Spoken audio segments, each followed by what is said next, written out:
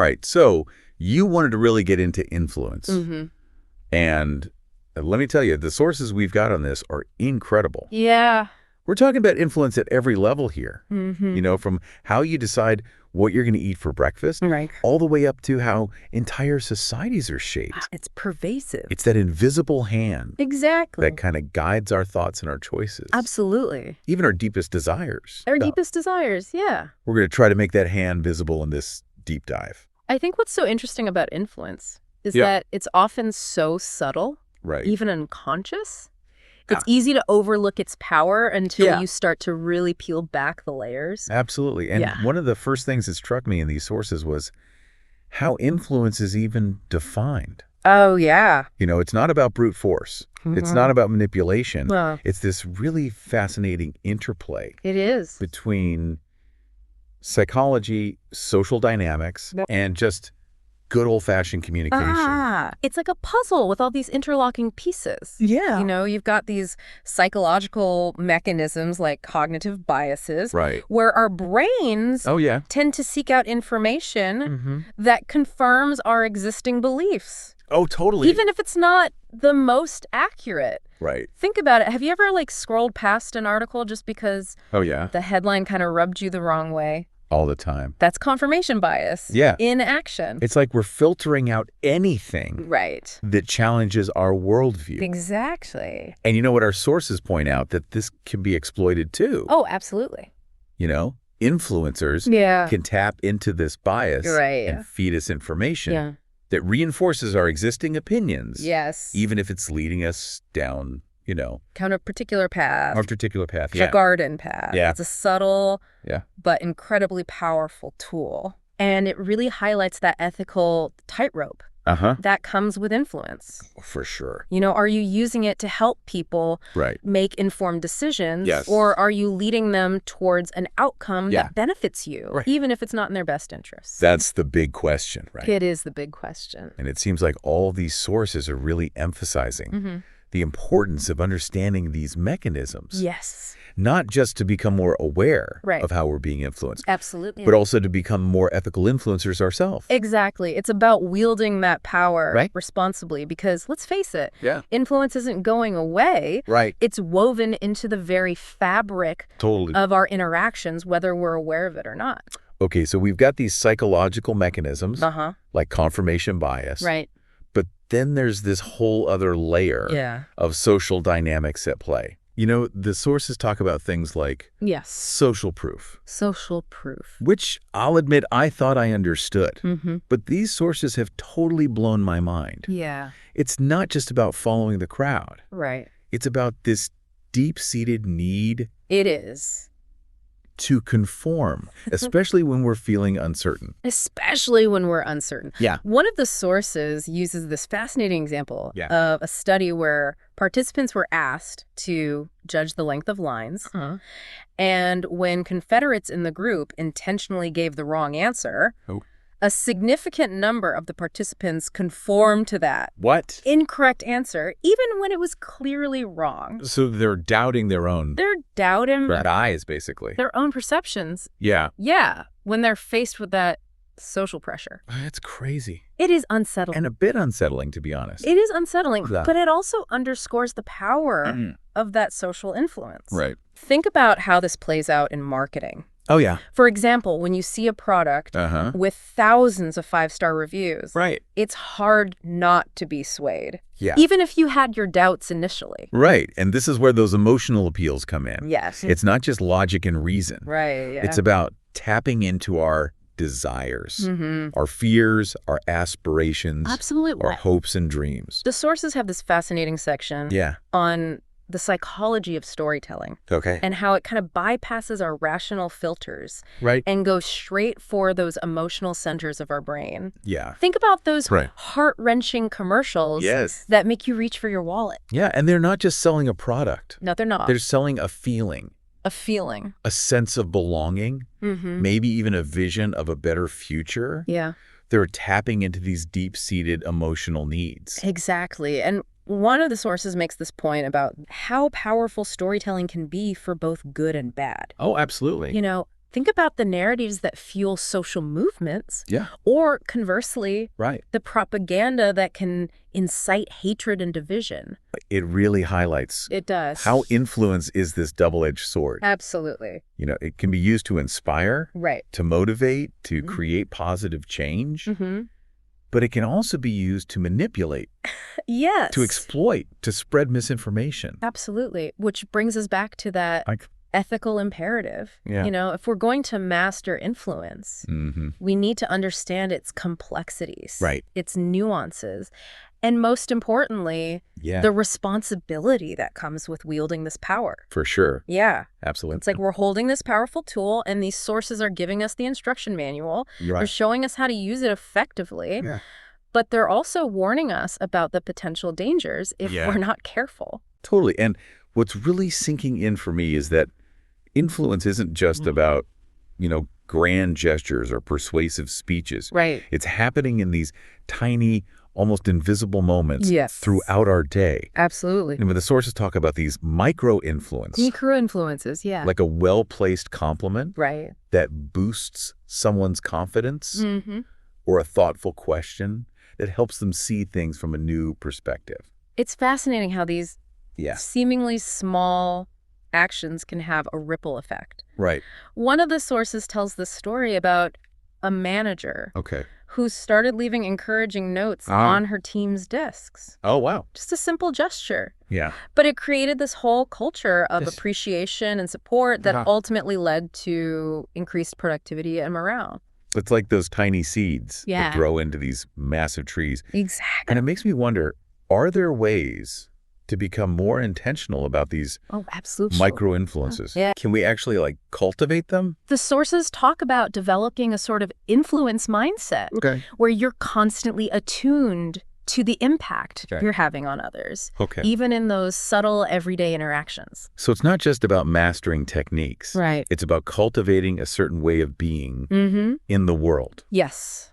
That's really interesting. It is. Okay, so we've talked about those psychological and social mechanisms. Right. But the sources also dive into these communication strategies They do. that are key to mastering influence. And I have to say, some of these are pretty mind-blowing. Oh, absolutely. Yeah. One that really stood out to me was this idea of framing. Okay. It's about how you present the information. Right. The language you use, the context you provide. Yeah. The sources give this amazing example of a study where participants were asked to choose between two treatments for a deadly disease. Okay. This sounds intense. It was when the treatments were framed in terms of survival rates, say 68% survival versus 32% mortality. People overwhelmingly chose the option framed as a higher survival rate, even though the numbers were identical. Wow. So it's not just about the facts themselves. No, it's not. It's about how those facts are presented. It's the presentation. That's powerful and a little scary, to be honest. It is a bit unsettling, isn't it? Yeah. It makes you realize how easily our perceptions can be swayed by the way information is framed. For sure. But the good news is, once you understand these techniques, you can use them for good. Right. It's about using that power ethically. Absolutely. Speaking of which, the sources have this whole section on the ethics of persuasion. Yes. And I was struck by this concept of transparency. Oh, yeah. It's not just about being honest. Right. It's about being open about your motives and intentions. Transparency builds trust. Right. And trust is the foundation of any healthy relationship. Yeah. Whether it's personal or professional. Right. If people feel like you're hiding something. Right. Or trying to manipulate them. Yeah. They're going to resist your influence. It makes me think about those companies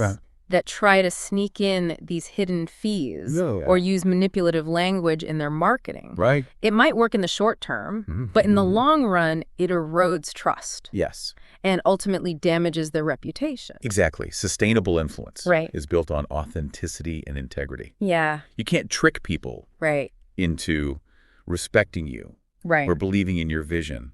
It has to be genuine. Okay, so we've got transparency as a key ethical principle. Yes. What else stood out to you in that section? Well, the sources talk about this idea of reciprocity. Oh, yeah. It's this universal principle. Right. Where we feel obligated to return favors or kindnesses. Right. And it's a powerful tool for building relationships and fostering that sense of obligation Oh, I see this all the time. Yeah. Like when a salesperson throws in a freebie Right. or offers a discount, Mm-hmm. you almost feel obligated to buy something, You do. even if you weren't planning to.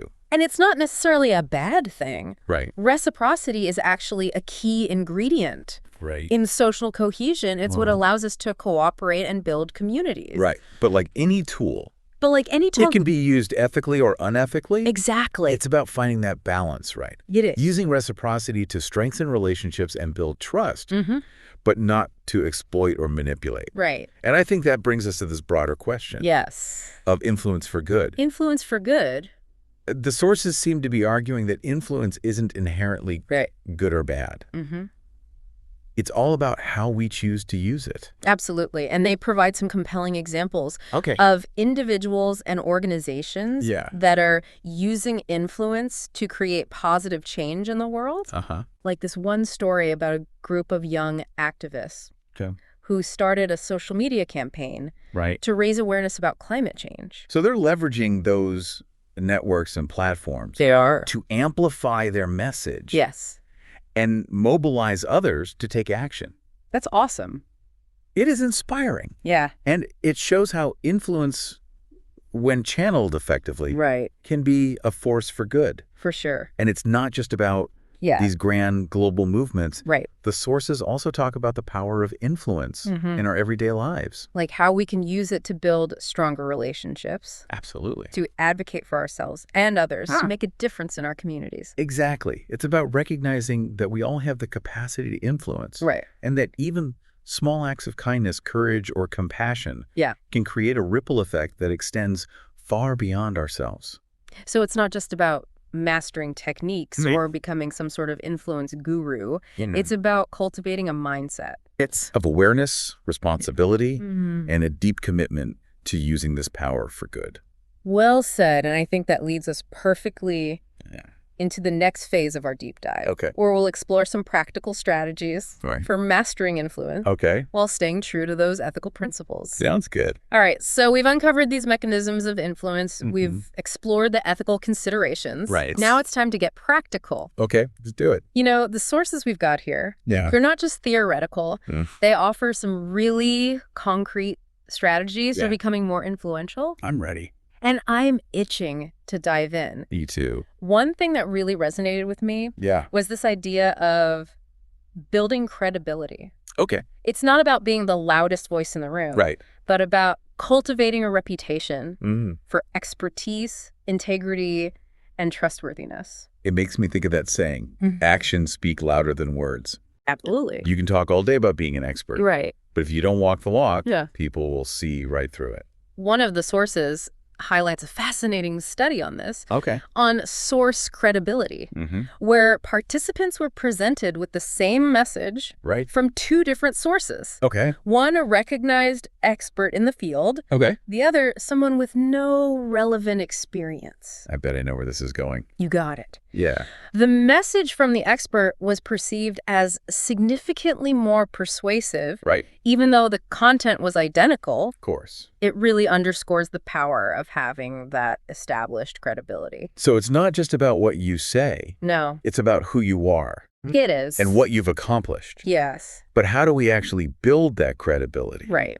Is it just about racking up achievements and accolades?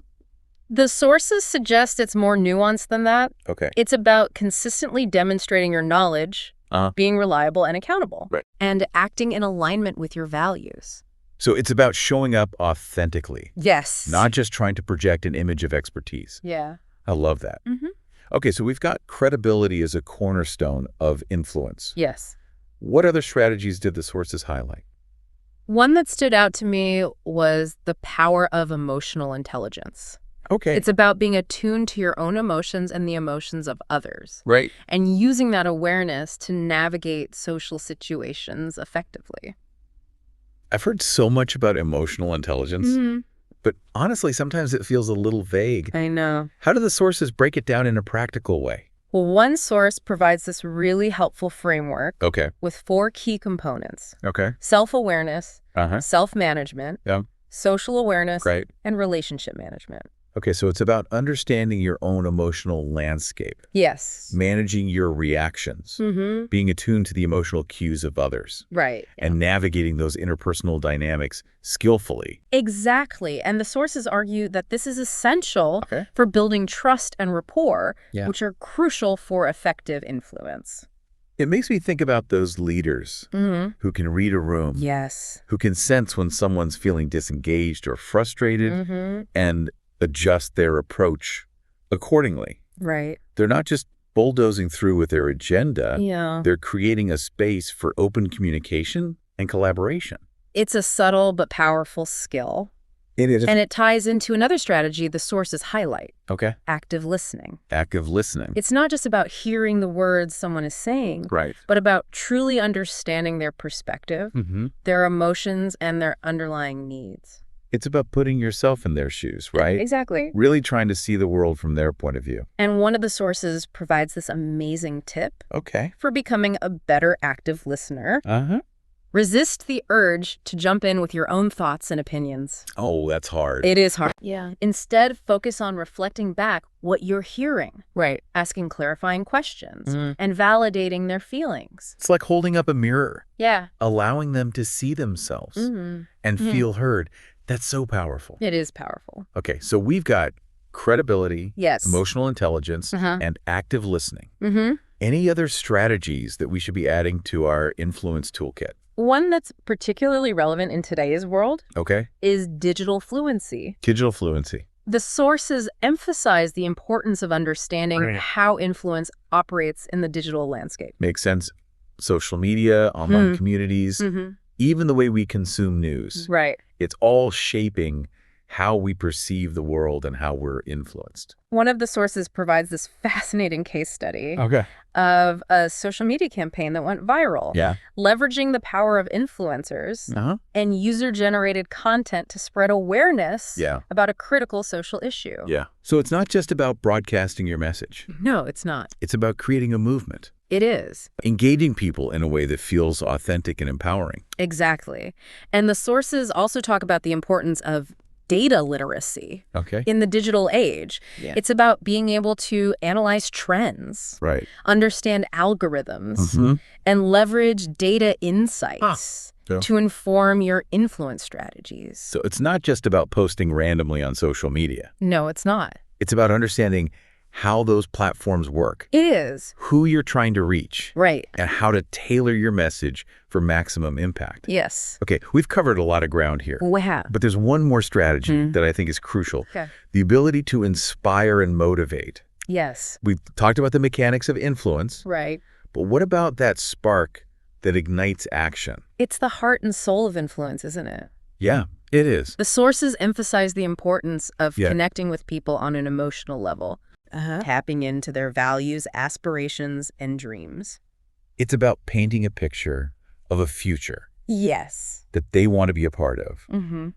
Creating a shared vision. Right. That inspires them to take action. One of the sources tells this incredible story about a leader who rallied her team to achieve a seemingly impossible goal by framing it as a challenge that would push them to their limits and make a real difference in the world. So it wasn't just about achieving a metric. No, it wasn't. It was about tapping into something bigger than themselves, something that ignited their passion and purpose. It's powerful. It is. And it reminds us that influence at its core is about human connection. Right. It's about understanding what motivates people, what inspires them, and using that knowledge to create positive change. So as we wrap up this deep dive, I'm left with this feeling of both excitement and responsibility. Yeah. We've uncovered this incredible toolkit for influence. We have. But it's clear that we need to wield it wisely. I completely agree. The sources have given us a roadmap. Right. But ultimately, it's up to each of us to choose how we use this power. Right. Will we use it to build bridges? To inspire progress? To create a more just and equitable world? Or will we succumb to the temptations of manipulation and self-interest? That's the question we all need to be asking ourselves. It is. And as these sources remind us, the journey of mastering influence is ongoing. It is. It's about continuous learning. Self-reflection. And a commitment to using this power for good. Well said. Thanks for joining us on this deep dive into the fascinating world of influence. It's been a pleasure. Until next time, keep exploring.